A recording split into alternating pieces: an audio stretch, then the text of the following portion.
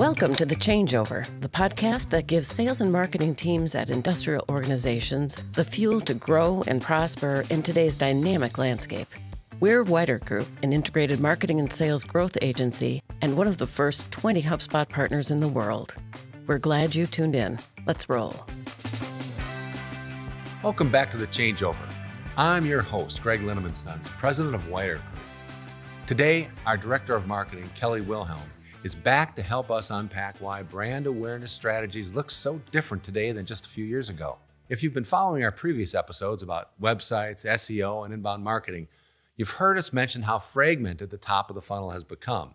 Today, we're diving deep into what that means for B2B companies trying to build brand awareness, and more importantly, what to do about it.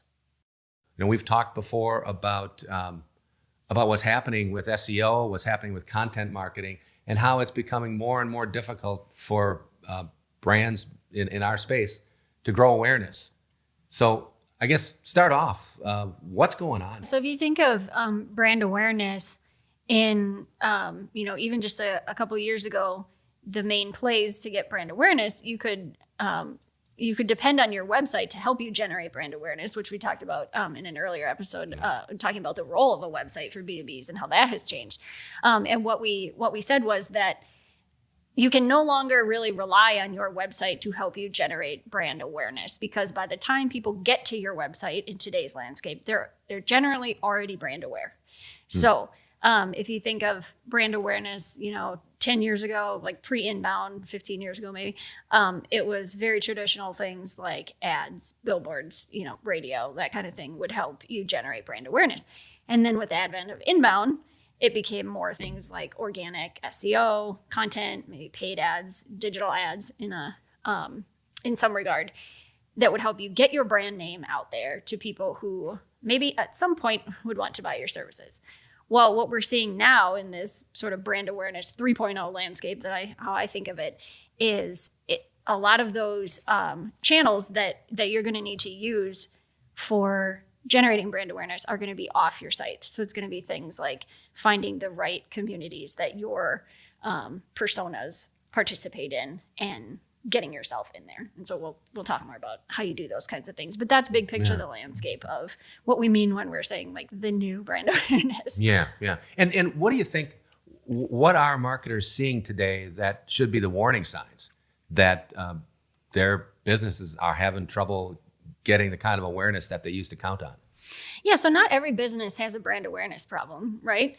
Like if you're getting enough leads through your website, or you are having success with ranking highly for revenue-based keyword phrases, which I think we also talked about in an earlier episode. Chelsea talked about like SEO and its place in today's world.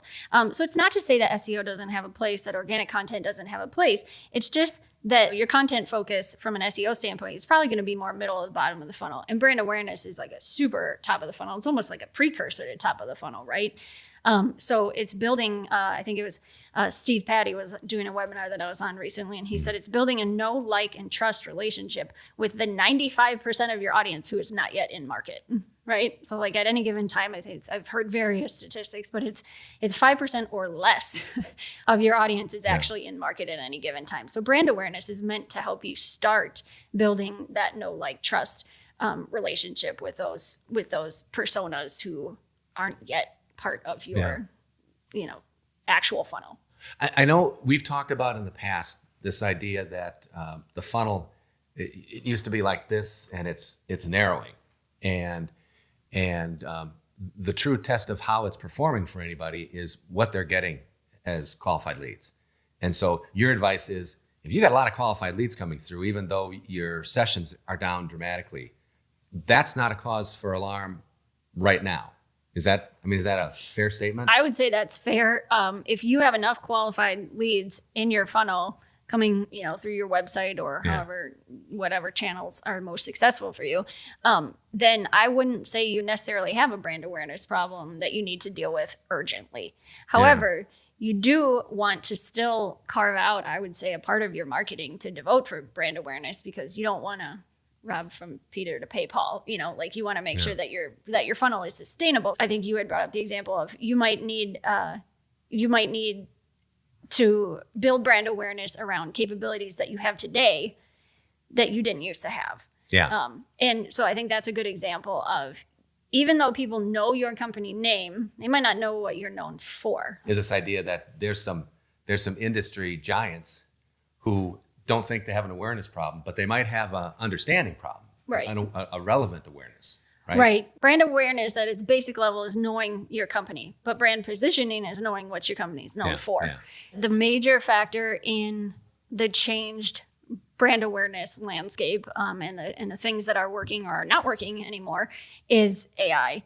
AI is now taking over a lot of those brand awareness plays that we used to deal with by creating content to get those. That was a brand awareness play, was creating content for keywords that were very top of the funnel, you know, related to what your business does, but not, or what your personas cared about, but not at all related to close one customers for you. And so I think with that organic search channel being cannibalized by AI, now marketers are having to figure out what are the ways that we can get our brand in front of potential audience so that we start to build that know, like, trust relationship before they get to our website. In places other than Google. So like we said, you used to be able to expect your website to help you with brand awareness by attracting those searchers. And now that is not the world we live in. Yeah. So AI has played a huge role in changing behaviors. What else would you see as contributing to this behavior change we're seeing? Because I know it's not all about AI. It's not all about Google competing with publishers.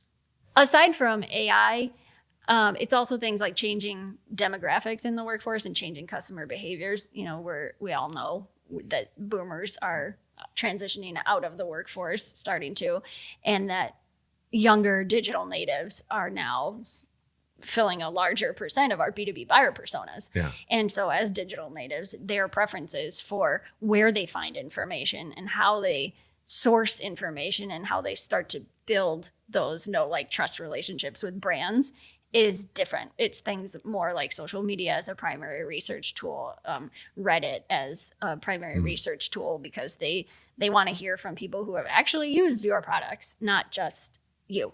So how does a brand know if they've got a brand awareness problem? What would be your advice to businesses to try to decide if they really do have a problem that they need to aggressively attack, as opposed to what you said earlier, just aim towards sustainability? But if they really got a problem, how do they know?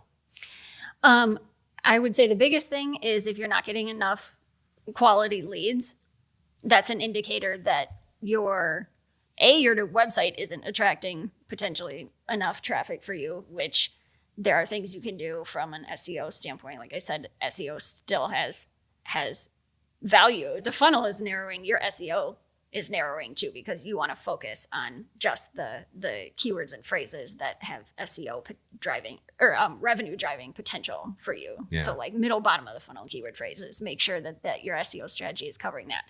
But aside from that, from a brand awareness standpoint, backing up from there, if you're not getting enough quality leads, you may not necessarily want to rely only on driving traffic to your site, but there are things you can also do and should do then to get your brand out there in front of the people who will be in market at some point for what you offer. And so we'll dig into the how if you do that in a minute here. But the other indicators, so aside from not enough quality leads, I would say is that you're losing market share to competitors. If you're starting to hear even from your sales team that we lost that again to so-and-so, or you're seeing indicators. Oh, so you're talking about actual results, market share. So you don't have the market share within your industry that you used to have. Yeah. If you're losing market share to your competitors. That's an alarm. Yeah. The other thing is that your target audience doesn't know your current capabilities. They might know what you were known for 20 years ago, but do they know what your current capabilities are today?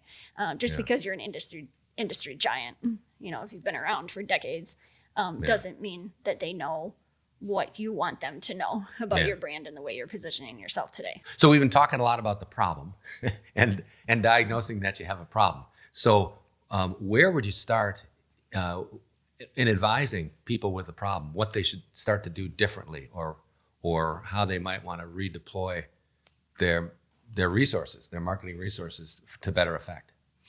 I think first it starts by accepting that brand awareness has to be achieved before somebody gets to your website.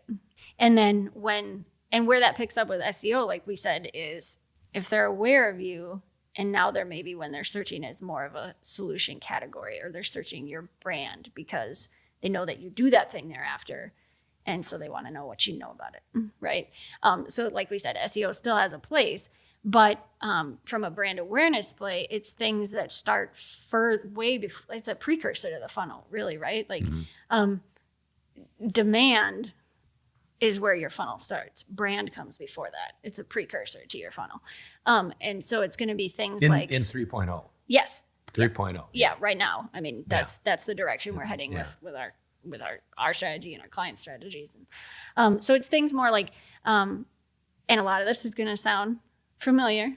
It's things like trade publications, digital PR plays. We're going back in some ways to some of the things that we maybe We're going did. back to the future, Kelly. Yeah. I mean, none of this is new. It's just thinking about it differently. It's done differently, though. Yes, and it's done different. It's executed differently. There are more tools today that we have to do it better instead of more of the spray and pray approach like it maybe was 10, 15 years ago. We now have tools and technology to help us target the right publications, to do audience research to identify those publications and we formats. Have AI making those efforts more efficient. Right. Yeah. And sometimes better quality. Helping you make it more relevant to those people. Yeah. So it's also things like trade associations and groups, like we're seeing a little bit of a renaissance resurgence around those types of groups. It's also things like events, right? Again, like something that went away during the pandemic, but has come back and is very important again. But again, the way that you do that and the way that you maximize the ROI of those events as a brand awareness play that leads to something more than brand awareness is different and has much more potential fruits of your labor of being at that event than it used to. Yeah.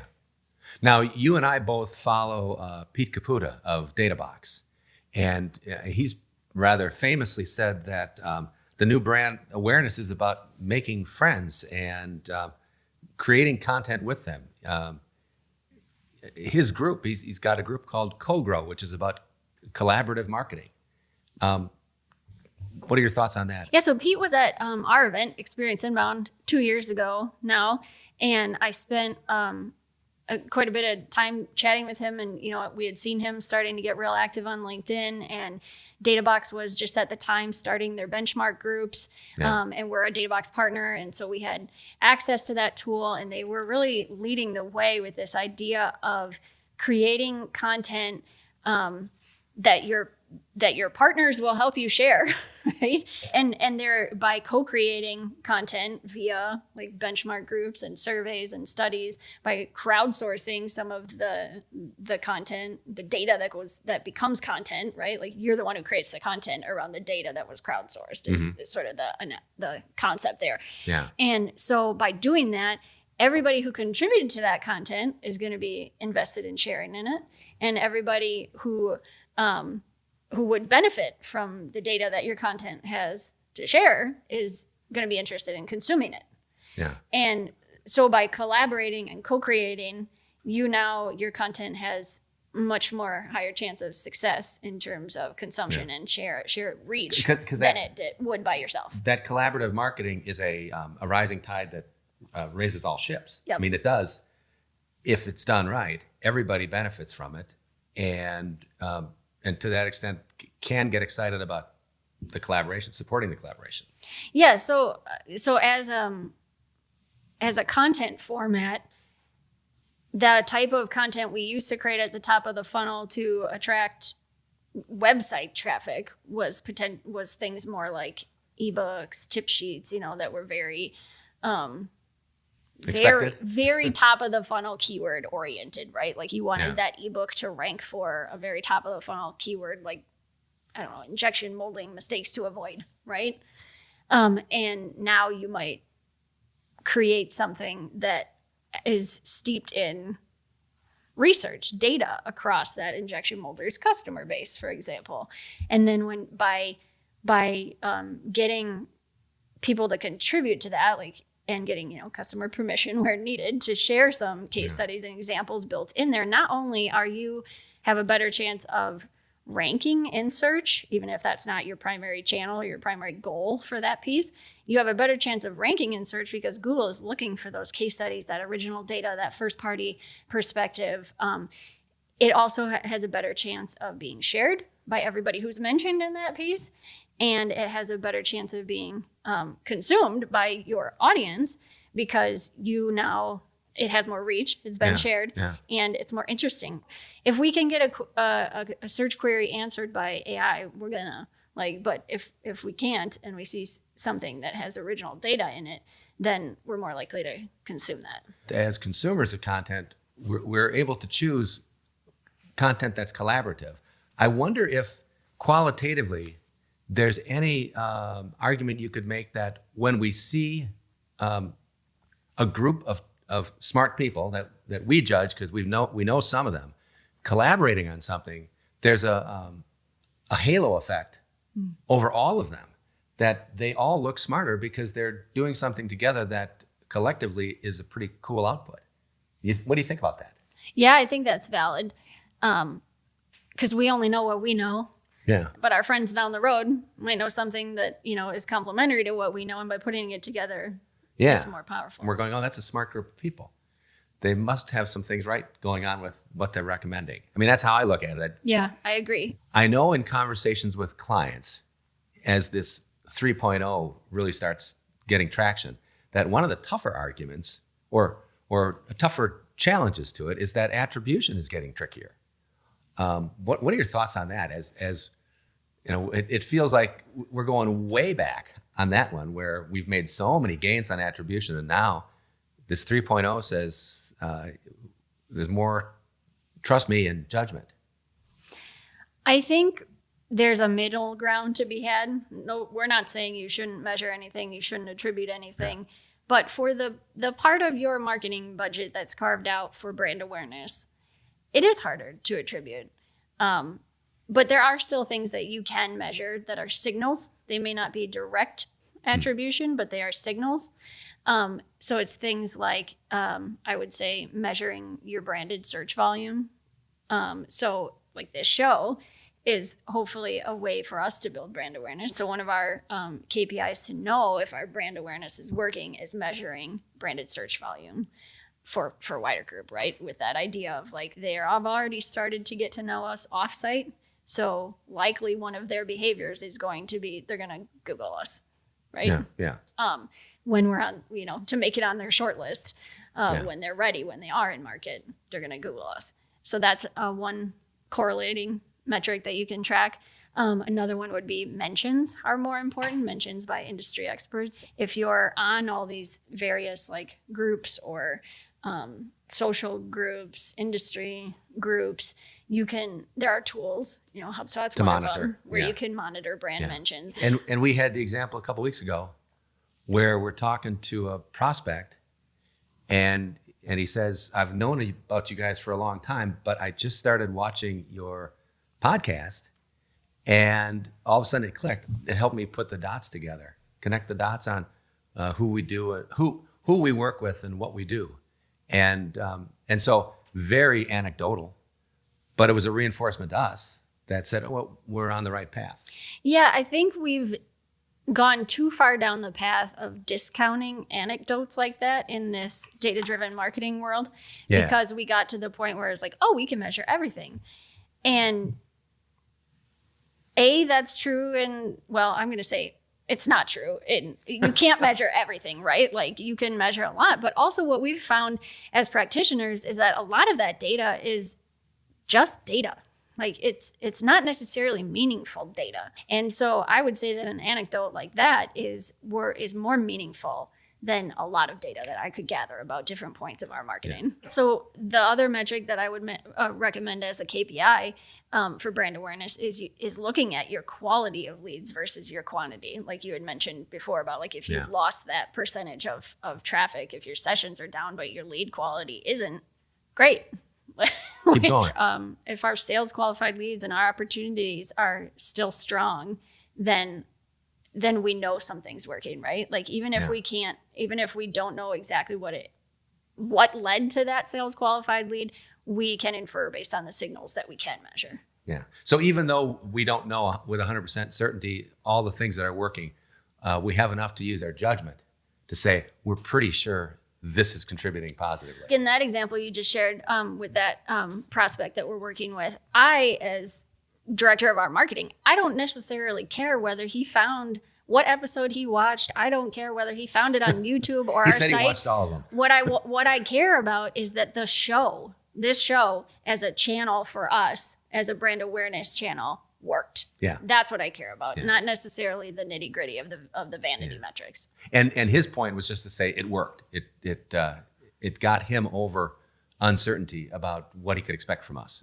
Yeah. Well, if you were going to give people some simple advice, and not simple to follow, but simple in its clarity, as we wrap up here, what are the things that you'd tell them they should be paying attention to or taking some action on to improve what they're seeing in quality lead gen through all of their marketing efforts? I think specifically from a brand awareness play, audience research is really, really, really important, audience intelligence. And so I would say if you don't have a tool that you're using today for audience intelligence, get one now. Like SparkToro is one that we use that's relatively inexpensive. There are some out there that are competitors to SparkToro, but that's the one we use and we like, and it's helpful. From a really tactical example standpoint, for us, when we were redoing our own playbook and marketing strategy for this year, for 2024, we used SparkToro, and what we found when we were looking at our personas and digging into who they were and what they cared about and what their demographics were and some publications they followed, and we were trying to analyze all of that overlap. We found that the publications that, and we're a little bit different than industrials because marketing is super competitive space, but the publications that they followed, that they were things like Forbes and Business Insider and Harvard Business Review, and it's like, of course they do, but we would have had a much harder brand awareness road trying to get into those publications or onto their podcasts than starting our own. And so the thing that we found in the overlap of all of those personas and that audience intelligence was they all consume podcasts.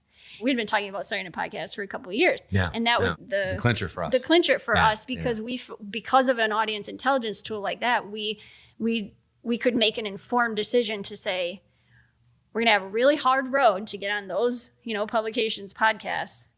Let's start our own. And so using a tool like SparkToro that can help you make those decisions, talk about data-driven decisions, right? Yeah. Like that was a data-informed decision. And I think it was the right one. And so that's why I advocate for using an audience intelligence tool for your brand awareness research always. Yeah. How about community building? I know that's one of your planks. Yeah. So I think community building is really important from a brand awareness standpoint moving forward, because if you don't have community, you're going to be limited in the collaborative content that you can create. So community is a vehicle for you to build relationships, to crowdsource content, to listen to your audience on what they are finding valuable and do more of it. So I think without community, I just think it's really important, not only from a brand awareness standpoint, but even beyond that, like from a content distribution standpoint, from a evangelizing, turning your audience into evangelists for your brand. Like community is sort of a foundation for doing all of those things. So even beyond brand awareness, it's really important to have in your mix. When you think about building community, where do you start? I would focus on your industry communities. So if there are trade groups that are very active on like LinkedIn, if there are event-based communities that you could, like if there's a show, that there's also like a LinkedIn group tied to that show. That's what I mean by that. And the activity never really stops. Right. They're either going toward a show or they're going to the next one. Right. Or they want to continue mingling with people who were at the show because they know they're like-minded individuals. Yeah. So finding those those communities, those groups, and actively participating in relevant discussions in those groups to help position your brand, but also like you very much have to give more than you take in those groups. That's the key to success in it. Yeah. So it's not being salesy. It's not being trying to subterfuge anybody by like, oh, I'm just throwing this out there so I could promote my content. Like, no, you're actually being helpful. And the other key to that is activating thought leaders on your team, subject matter experts on your team, to be the participants in those groups. So something I've talked about internally with our team is even, and you know, this show is a vehicle for us to do that, is activating our internal subject matter experts to be part of our brand awareness strategy and enabling them and giving them the tools to, like with this, continuing the example of this show, we help them get the discussion started. We prepare a discussion guide for them. We don't put it all on them to say, what do you want to talk about and what are you going to say? You know, we help do a lot of the pre-production work. We also give them suggested ways to help promote their episode once it's out there, you know, with like drafted social posts, and try to make it super easy for them. So if you're going to participate in communities, you also have to plan for that enablement effort, because otherwise it's not going to be successful. But for us, we're a communication company. It's easier for us to do something like this than for one of our clients. But if we were talking to our clients, we could be pushing them toward imagining a community made up of their customers, where they could regularly tee up topics that their customers care about, and their customers could be the community. And actually bring some of the energy, bring some of the conversation to it, right? Yep. And then think about the potential for the marketing and sales department to learn from those discussions and those interactions, right? Like it's a 360-degree relationship then. Yeah. If I were to summarize what I heard, Kelly, the first thing is know your audience, know what matters to them, and know where they are. Second, to think about building a community where you can be a part of the conversation with customers and like-minded prospects, where you start to come together in a way that builds credibility, that people can feel what you're bringing to it. And then third, look for ways to collaborate as a thought leader. You might even be collaborating with people that you saw as competitors, but you can be complementary to each other. So it is changing our thinking quite a bit. But if we hit those, audience, community, and thought leadership with collaboration, that's the foundation of what we're talking about in this 3.0. Yep, I would agree. That's a nice way to summarize it. I always feel like by working with industrials like we do, I always feel like we're sort of have our own personal episodes of how it's made every day. And so, like you said about collaborating with people you might even have thought of as competitors, we often find overlap from client to client of, oh, they could benefit by talking to so-and-so because they probably share some of the same audience. So it's finding those intersects. The friendly intersects. Right, the friendly intersects and the complementary competitors, I guess I would say, or the pieces of the puzzle. Like supply chain is so deep. There's so many pieces of the puzzle. So finding the ones that make sense where your audiences overlap.